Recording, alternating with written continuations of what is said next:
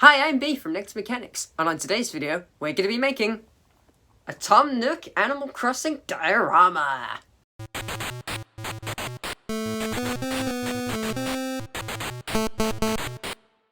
So I know I'm a bit late on the whole Animal Crossing boom and trend or whatever, but I've been really enjoying it. I've been playing it for about a month now, and I'm hooked. All the animals and everything is so cute, the furniture's so fun to make. I do have my gripes, like how if you're, in my case, the third person on a family island to make your account, you can't progress. Unless you're the first person, Nook will never teach you how to make the axes and shovels, which means I had to reset to be the first person on it. My family didn't mind, they didn't enjoy it as much as me, which meant that I lost Goose.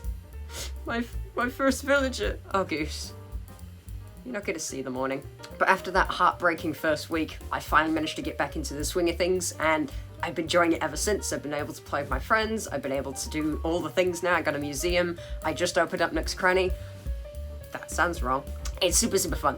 And whenever I like something as much as this, I want to try and build something from it. And that initial starter tent with Nook and Timmy and Tommy, I thought it'd be brilliant to do a cute little diorama out of it. So before I built anything, I decided I'm going to do a quick mock-up, and this is going to be Mr. Nook as almost a mafia boss, you know? He welcomed you into his family, and he wants all of your bells. I deliberately wanted to use as many materials as I could, and also to keep the planning to a minimum. After 3 months of Doom Guide, constantly having to model and make sure and check and do all of that, and the reference material, this just needs to look close enough. I'm trying to do him stylized as well, so it doesn't need to look one-to-one like the game. It needs to be my interpretation of him, making him look a little bit more menacing. So I started off with his desk, because once I do the desk, I can figure out the scale for all the rest of it. Much easier. When clearing out the house, we found these, like, wooden book divider things that had like a cool texture to them, and they're sort of vinylized over.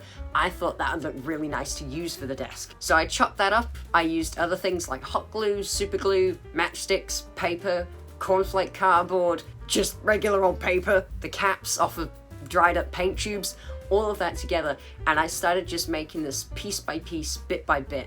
He doesn't have a desk in the game, so I decided to use the work table and do it off of that. So that's why he's got things like the little drawers with the paint cartons and stuff like that. Once I worked out the desk and all of that was about done, I wanted to make the actual diorama build itself. Now I've figured out the scale, I know how I want to fit everything. And I'm basing it off of that initial starter tent that you get at the very beginning. So we're gonna do a wooden floor and then a tent-like material for the walls. And originally, I used plastic bags stretched over cornflake cardboard. And this worked quite nicely to give it that sort of wrinkled tent effect, along with metal wires for the poles keeping it up. But this doesn't work out in the end, and you'll find out later on. So once that very basic diorama shell was done and everything, I started work on the tiny details. I want to save Mr. Nook to the very last because he's going to be tricky to do. So we're going to focus on cardboard boxes, which I actually made out of unused pre-drawn out templates I'd made for my minecarts on the Minecraft train diorama. Once a couple of boxes were done, I got to do things like his tiny magazine, his tea mug, his little nameplate, stacks of paper, a clock. And I'm very happy with the clock because I managed to somehow squeeze in a tiny layer of plastic on that round bit so that it's actually reflective. It was a lot of trial and error, and there's quite a few half-mangled clocks in my storage because of that. And for things like his tea mug, I actually did it where I made a cardboard coaster for it. Then I would do the mug out of clay, and the handles would be done separate. And I knew the handles being so small out of air-dried clay is probably going to crack or break in some fashion. So I actually made around 5 separate handles, all of roughly the same size and shape, so that once it was fully hardened and cured, I could actually go in and super glue it to the main body, and I could pick the best one, or if it broke when I was trying to glue it, I'd have a spare one. Once I'd done all the tiny little details, I then made his tiny little chair out of matchsticks. That was a bit of a faff with the hot glue because it kept getting a bit messy, but I managed to make it work in the end. Now onto the crime lord himself, Mr. Nook. And I decided that I'm going to do it all out of tinfoil at first, because this is an air-dry clay build that helps make them stronger. It's also cheaper because you're not using as much clay. And I didn't bother with a wireframe this time because it's not going to be holding up enough weight to need it. So I built this entire body. I'm going to do the tinfoil for the head after the fact once I built up a bit more of the clay. So then I got him all ready and I posed him at the desk and the table and everything, making sure it was all good. And then I got to add the clay. And I found that he didn't really fit nicely at the desk how I wanted to with the legs on. And seeing as you can't see them, I kind of just chopped them off. With my legless, headless Nook. That sounds like a Harry Potter character. I began making his shirt and everything, starting with that, trying to get the collars right and the sleeves and everything, then making his arms. I started with just the one arm, just to make sure that the pose was about right, and it's very nice doing furry characters because you can just add lots of knife marks and it looks like fluff. It's the same with characters like Chewbacca and stuff. It's really easy, really nice. Also, hands, having to sit at a desk like this, it's a nightmare to sculpt. And I still think that I could have worked on it a little bit harder, but it works. So he's got 2 arms, a body, a desk, diorama. It's time for the thing that will make or break the model, his head. His head was interesting. I didn't want it to be 100% game-like, because this is my creepy reinterpretation. So his head isn't quite as wide as it should be. He's not much of a bobblehead, which I think giving him slightly more human proportions adds to the creepiness. Now I want him to sort of be raising his eyebrow a bit like that one Rock meme, where he's just sat there like...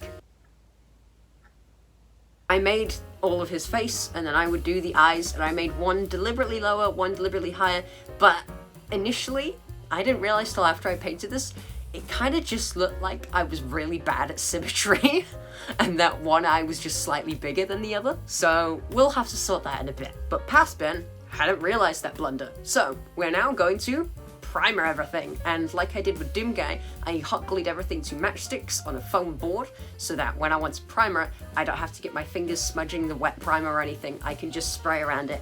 It makes it so much easier. So I did this outside, and it worked really, really nicely. Now for the painting, which, as I always say, the first coats of paint are a mess and super annoying, and you're sat there like, what have I done? Have I wrecked my model?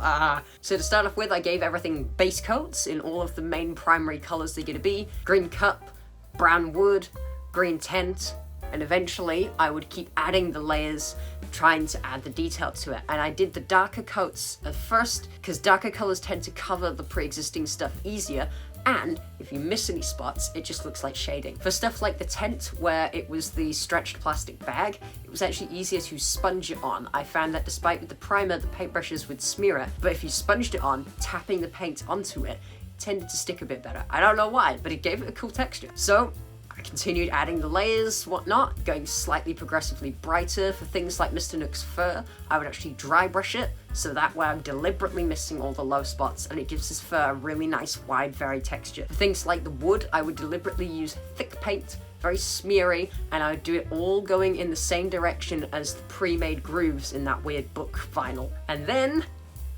I messed up horribly. The wood paint didn't look right, and I actually decided that the base wood color already looked pretty decent, and if I could just do washes to get into the grooves and stuff that was already molded in, then that would look nicer.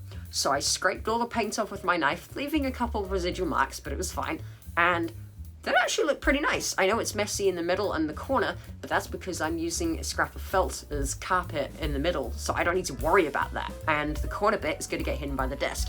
So that went really nicely. But with the green tent, I fucked up really bad. I knew that the metal wire I was using, I could just scrape the green paint off of that. I don't need to mask it or do anything fancy because I could just scrape it off. It's metal. But I did that while the green paint was still wet. So all these chunks of half-dried paint got stuck to the green bits, which gave an awful texture. And when I painted over it, it still had that texture. So I thought, it's fine, I'll do what I did with the wood parts and I'll scrape it off with my knife. But it's a thin sheet of plastic. And it just ripped, and it messed up, and it was not coming off nicely, and it was an awful, awful mess. So instead, I ended up using fabric, and it worked so much easier. I could just wrap it over the cardboard and do that, and just solved it. Thank you, Mum. To redo the metal wires, I had to fiddle with that a lot, because initially I was going to just use metal wire again. That didn't look right. I was going to use hot glue sticks, but they were too thick. So eventually, after faffing through different types of materials I could use, I settled on just using plastic straws and hot gluing those together, sponging the black on, sponging the silver on, and it looked perfect. My final up was realizing, yeah, the eyebrows look weird on the Nook, so I need to resculpt those. And I decided instead of just making an entirely new head, I could just add extra clay onto the pre-existing model. And it worked out. It's still not perfect, and I had to redo all the paint on him, but I had the previous coats to back it up. Finally, I would do a layer of varnish on Mr. Nook eyes, and we're done. Except we're not. I realized I could add one last tiny detail that would just absolutely make this model. That's giving him a working lantern. You know those little, like, electronic candles that you always find? We have some of those just lying around. Why not use it? It's got a cool flicker effect. It's literally just a single cell battery. Let's give it a go. So I cut a hole into the desk. I fed the LED through into it, hot glued it in place, and then the battery can literally just be blue tacked to the inside of the desk, and it lights up. It works perfectly. Then once all the electronics was working, I added a bearing on the bottom, bearing on the top, and a little cap of those golden pins you always get. Then I would sponge it with black paint, then do over it with the silver, and it looked really nice. So now all the components are finished and painted. It's time to glue them together. So Mr. Nook had his creepy chair legs. All the boxes were glued together, the magazine, the clock, all in this tower. I hot glued the rug to the thing. I'm just using hot glue as well, because if I get the placement slightly off, I can just peel it up and do it again. So all the components are together, they're all glued together, they're all painted nicely. I think we're done.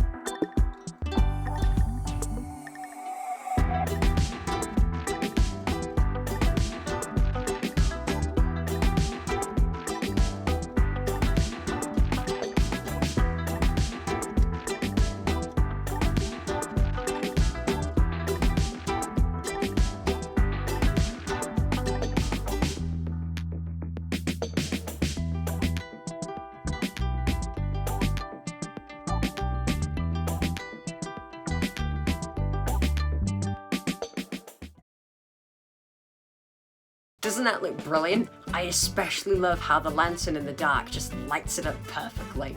It's brilliant. And the eyebrows, they do actually work as long as the camera angle's right, so I'm really happy with this. So yeah, very chuffed with that. If there's any other Animal Crossing villages you want to see me make, like maybe Goose, then leave me a comment down below and I'll give it a shot. Also, can I just say thank you for 109 subscribers? Like, that is nuts. Glad to see you're enjoying what I'm doing, and guess I'll keep it up. See you next time. Farewell!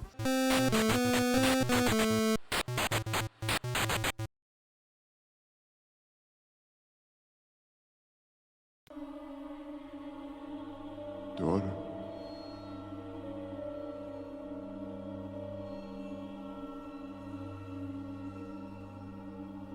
Did you do it? Yes.